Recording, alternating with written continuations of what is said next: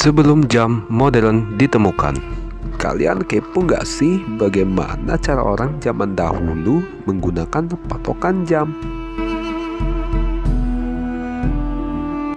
Jika kita membahas sebuah jam, tidak jauh dengan yang namanya waktu. Dalam hal ini, skala waktu merupakan interval antara dua buah keadaan kejadian atau bisa merupakan lama berlangsungnya suatu kejadian. Waktu adalah proses perjalanan hidup dalam garis waktu masa lalu, masa kini, dan masa depan. Melihat begitu generiknya, sampai-sampai kita tidak menyadari bahwa definisi waktu baru saja dikenalkan oleh fisikawan Galileo pada abad ke-17. Oke, dari pembahasan waktu, kita kembali lagi ke pembahasan sebuah jam. Sebelum ditemukannya peradaban modern, manusia telah menggunakan pergerakan matahari dan bulan untuk mengukur waktu. Secara kasarnya, matahari terbit menjadi patokan waktu untuk bangun dan beraktivitas, sedangkan matahari terbenam menjadi patokan waktu untuk tidur. Dan manusia juga mengukur pergerakan bulan untuk mengetahui musim. Jauh sebelum manusia menciptakan peradaban pertama di Sumeria, pembagian waktu menjadi jam mungkin baru terjadi setelah peradaban manusia modern diciptakan.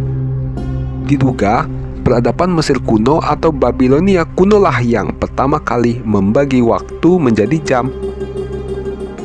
Jam pertama yang mereka ciptakan adalah jam matahari.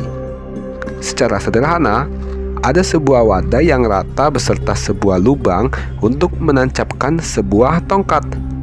Tongkat tersebut akan membentuk bayangan apabila disinari oleh matahari, sehingga dari bayangannya orang-orang bisa mengetahui waktu.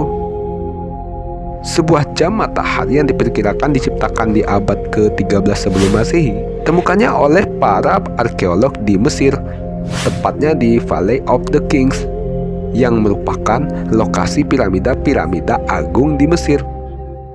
Jam matahari dari Mesir kuno tersebut menggambarkan setengah lingkaran yang kemudian dibagi menjadi 12 bagian yang sama besarnya, masing-masing bagian selebar 15 derajat.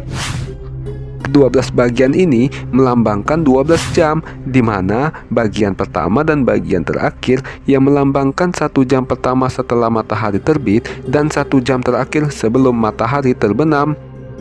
Sehingga sebuah hari di Mesir kuno memiliki 10 jam yang dapat digunakan untuk beraktivitas. Menariknya, jam matahari ini ditemukan di sebuah pondok yang ditinggali oleh para pekerja pembangun piramida. Sehingga para ahli menduga jam matahari tersebut digunakan untuk mengukur waktu kerja para pekerja tersebut. Sebenarnya ada juga teori yang menyatakan bahwa obelisk yang dibangun di Mesir kuno juga dapat digunakan sebagai penunjuk waktu, karena bentuknya yang menjulang ke atas, sehingga bayangan yang terbentuk apabila struktur tersebut terkena sinar matahari dapat digunakan sebagai macam jam matahari. Namun tentunya obelisk tidak dapat dibawa kemana-mana, sehingga mungkin tidak konvenien sebagai alat penunjuk waktu di semua tempat.